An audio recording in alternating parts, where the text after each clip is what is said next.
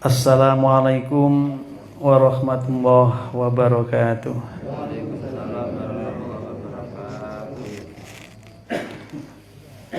Bismillahirrahmanirrahim. Alhamdulillah alladzi an'amana alaina bi ni'mati shihah wal afiyah wa hadana ila siratim mustaqim bidinil iman Islam wal istiqamah.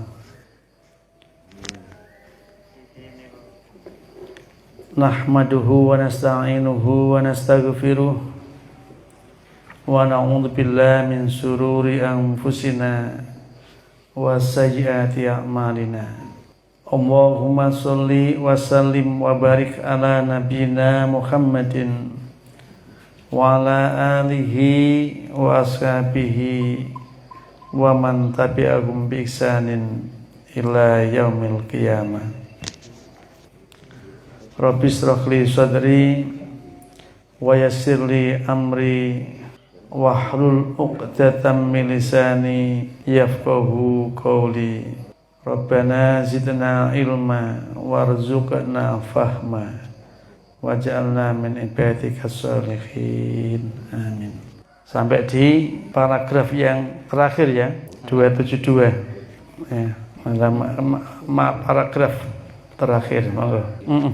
Karena Nabi Musa akan kembali lagi ke Bukit Tursina, maka beliau membawa 70 orang yang tidak terlibat penyembahan patung anak sapi itu untuk pergi bersamanya ke Bukit Tursina. Tetapi sekali lagi sayang, sebagian dari yang 70 orang ini menyatakan tidak akan membenarkan ucapan Nabi Musa bahwa Taurat itu benar-benar kitab yang difirmankan Allah Subhanahu wa taala dan didengar sendiri oleh Musa sebelum mereka dapat melihat Allah Subhanahu wa taala secara nyata.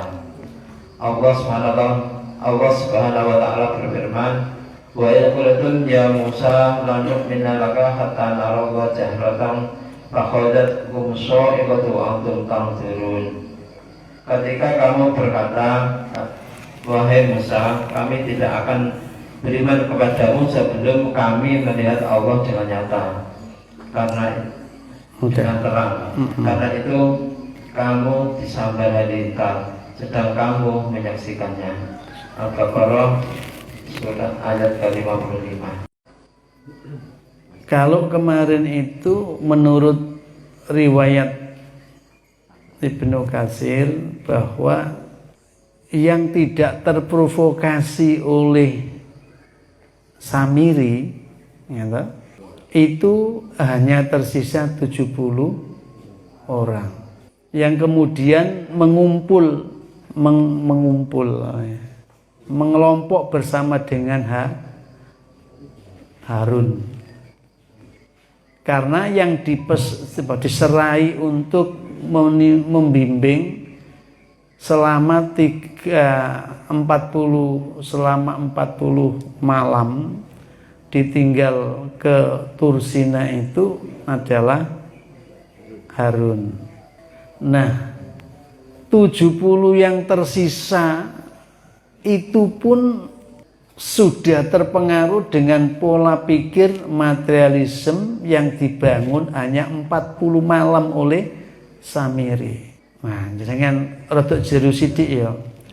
Ana wong sing wis pikirane iku ternoda, tercemari, terkotori oleh pemikiran-pemikiran berbasis materialisme sampai kepada ketuhanan pun begitu. Cara berpikir bertuhan itu sudah ternoda, tetapi pikiran yang ternoda itu belum sampai kepada perilaku. Nah, jadi ada jeda nggih. Ana menungso iku sing pikirane sudah berubah lalu berpengaruh kepada perilakunya. Ada manusia itu yang pikirannya sudah terkontaminasi tetapi belum mengubah perilakunya. Tapi ingat, perilaku manusia itu dipengaruhi oleh secara umum beberapa faktor. Yang pertama adalah faktor kepercayaan, keyakinan. Jenengan itu sulit untuk bisa semangat bergembira seperti ini kalau tidak punya keyakinan bahwa apa yang panjenengan pilih sebagai wujud perbuatan itu adalah mendatangkan keuntungan, mendatangkan kebahagiaan, kesenangan, kenikmatan. Jadi orang itu milih sikap laku pasti didasari oleh kepercayaan dulu, meyakini dulu. Nah, keyakinan itu ada yang berpangkal pada pengetahuan. Maka yang kedua yang berpengaruh dalam proses perubahan perilaku manusia namanya pengetahuan. Nah, pengetahuan itu kadangkala dibangun oleh yang namanya pengalaman. Ada yang namanya pengalaman. Nah, pengalaman itu ya ada yang memang sifatnya hanya diketahui olehnya atau sifatnya yang dialami, dikerjakan olehnya. Maka membentuklah yang namanya lingkungan tadi itu. Jadi kepercayaan, pengetahuan, lingkungan, bahkan kalau teori motivasi itu sampai dengan keinginan-keinginan, kebutuhan-kebutuhan itu berpengaruh dalam perubahan perilaku manusia. 70 orang yang tersisa itu pun ternyata pikirannya sudah terkontaminasi yang tentu akibat daripada kuatnya pola materialisme di mana Tuhan pun harus dimanifestasi dalam bentuk yang nyata. Ndak gelem Tuhan itu negak ketok gitu. Kenapa? Karena memang materi itu mestinya harus ada. Padahal tidak semua yang ada itu kelihatan. Jadi kalau kita melihat seperti itu mestinya mengajarkan bahwa materialisme itu pun nek dikejar ternyata ada sesuatu materi yang memang tidak bisa untuk dipersaksikan dengan indera manusia, dengan indrawi manusia itu. Tetapi itu ada di dalam benak, ada di dalam jiwa, ada di dalam nurani manusia. Nah, sampai kemudian diabadikan oleh Allah di mana mereka itu mengatakan kepada Nabi Musa, lan nu'minallah hatta naram jahratan. Kami tidak akan pernah percaya kok ngenakno awakmu. Mereka mengatakan kepada Nabi Musa, lan nu'minalaka. Kami tidak akan pernah mempercayaimu. Nah, laka itu biasa dimaknai kepercayaanku, mempercayaimu itu menguntungkanmu, gitu loh ya. Makanya menggunakan laka. Nu'mina, tidak akan kami percaya. Laka, untuk kenikmatanmu, untuk kebaikanmu, Musa. Jadi seolah-olah jikalau mereka itu mengikuti keyakinan, keimanan mengenai tauhid yang lurus itu, kok ngenakno Nabi Musa. Luar biasa. Jadi pikiran manusia itu bisa disusupi dengan kekuatan-kekuatan iblis seperti itu. Hati-hati. Peringatan-peringatan yang engkau lakukan itu untuk siapa? Fadzakir fa inna dzikra tanfa'ul mu'minin. Peringatan itu bermanfaat bagi dia yang percaya. Juga awakmu. Nah, Bani Israel itu yang tersisa pun masih punya asumsi kalau beriman dengan sesuatu yang gaib, yang abstrak, yang tidak konkret tadi itu hanya mengenakkan Nabi Musa. Mula njaluk bukti hatta naram jahratan, sehingga kami melihat Allah dengan terang, jahro, gamblang, jelas.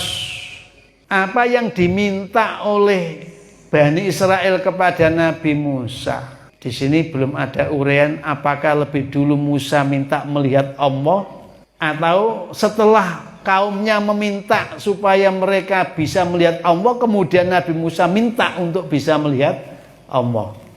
Karena di dalam ayat yang berbeda kita ketemu bahwa Nabi Musa itu pernah minta supaya dia bisa melihat Allah. Sampai ditunjukkan kalau gunung yang ada di hadapanmu tetap kokoh, maka kau bisa melihat aku.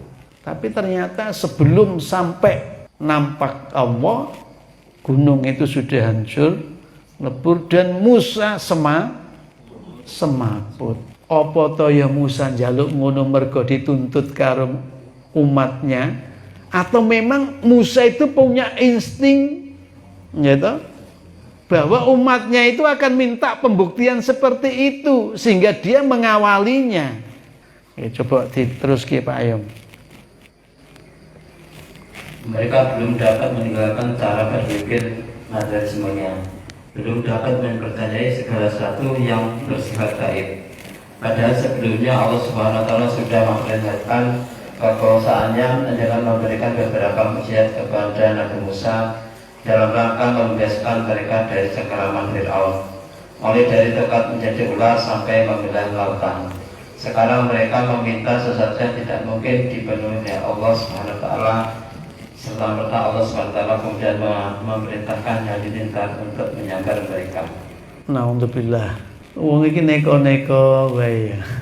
Tapi kalau nggak ada sejarah penceritaan seperti ini, ya kemauan kita pasti ada sama. Lah jare Gusti Allah ki wujud, lah wujude kepiye to ya? Nah, iki pertanyaan-pertanyaan nakal, keinginan-keinginan tahu yang melebihi kualitas kemampuan daya yang ada pada diri manusia.